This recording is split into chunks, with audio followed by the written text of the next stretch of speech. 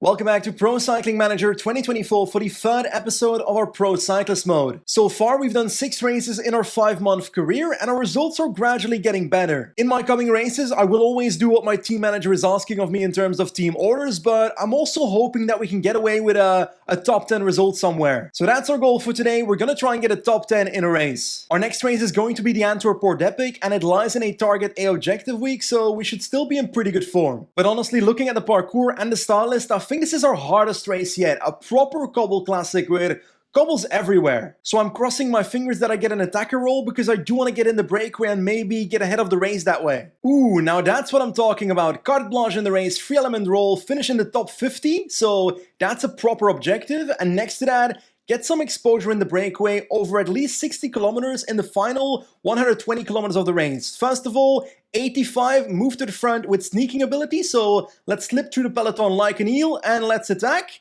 I feel like we got blocked there, but I'm gonna try and follow the Rijk right here together with Kluge in my wheel and hopefully we can join the breakaway. Perfect, we made it to the front group, 13 riders in this group. Let's hope this becomes the final breakaway. Yes sir, I think this is the breakaway of the day. 13 riders, a minute 30 on the peloton, so we are cooking. Just over 100 kilometers to go and we are on the cobble sectors now. Benji Nassen in the breakaway and I gotta say the gap from the breakaway to the peloton, only 2 minutes 40 now, so I'm not too confident in that. Ooh, rider by rider, people are dropping from that breakaway, but one thing that is good is that with 75 kilometers to go, we've done 45 kilometers of our breakaway quest. So 15k left in the breakaway, and then we gotta try and get that top 50 somehow. Ooh, the gap to the peloton is now 33 seconds. I gotta go 85. I gotta make sure this group survives for another 3 kilometers to make sure I do get that breakaway quest completed. Come on, 85 Nassen, 85, keep going. Almost there, yes, we've done it. We've got 60 kilometers in the breakaway in the last 120 kilometers of this race, so let's try and sit up and recover a little bit. Okay, the break has been caught. We're now in a group with the actual favorites like Laporte and De Lee as well, so we gotta try and stick within this group because it's only 41 people and we need a top 50. Should I have followed Van Aert? I think I should have, actually. Last 50 kilometers, and actually, Koolman and Van Hoof, we have teammates we can use. We shall use Koolman to protect ourselves, Van Hoof in the wheel to protect me later. That's my goal now. That's crazy. I've got a team to control. There goes De Lee. Is that an attack? I think it might be. He's got 8 seconds on this group.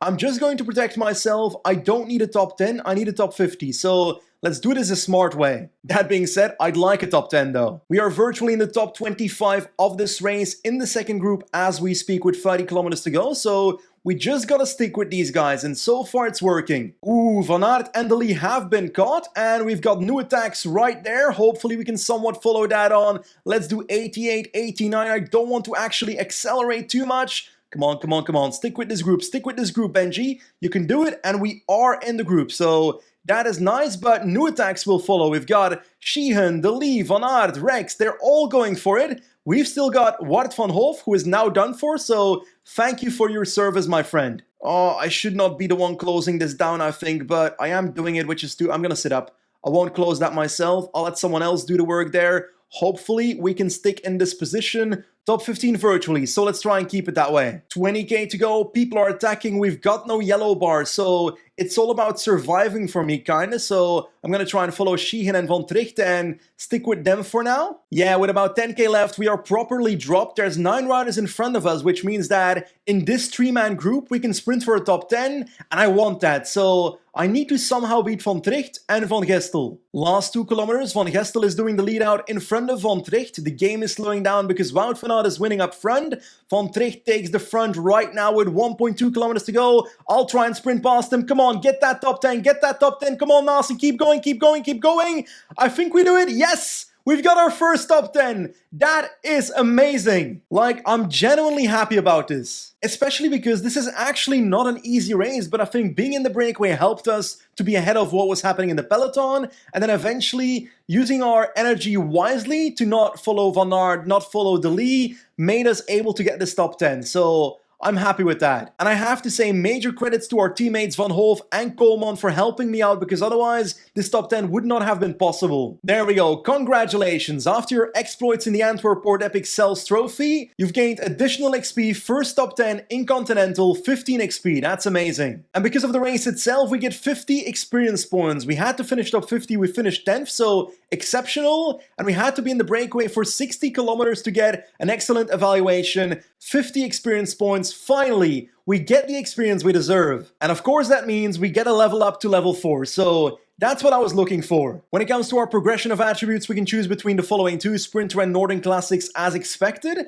First of all, Sprinter, we would gain 3 points, so from 71 sprint to 74, and Cobblestones from 72 to 73. The only difference compared to the Northern Classic specialization is that we would get more Cobble and less Sprint here, so 75 Cobblestone from 72, and 72 Sprint instead of 71. Like, on one end, 74 Sprint would be very valuable to be able to finish off races that are not even Cobbles, but I think I'll go for Northern Classics because 75 Cobblestone would allow me to attack more and therefore not necessarily need that Sprint, which I think would be more enjoyable to play as. Anyway, Northern Classics it is, there we go. That's honestly a proper upgrade. 75 Cobblestone, 72 Sprint, 72 Acceleration, and some proper upping of the secondary stats. I like it a lot, and I think this will allow me to go for a top 5 in this 1.1 Classics. Thanks to our level up, we can also spend another skill point in the skill tree, but I'll be going for Charisma. Have more influence in the team by receiving more points for changes to your calendar. That's the one I want. I want to be able to control my calendar a bit more, so level 1 Charisma. Anyway, our next race is the Ronde van Limburg. Looking at the parkour, I'd say this is a basic sprint stage, but it has a yellow cobble icon, but I don't actually see too many cobbles on the parkour. Once again, Arno de Lee, Ties Benoot, Van Baarle, so proper competition. Nice, once again free element roll, finish in the top 15, so a bit more of a challenge, and they do want me in the breakaway once again. So let's move up as fast as possible with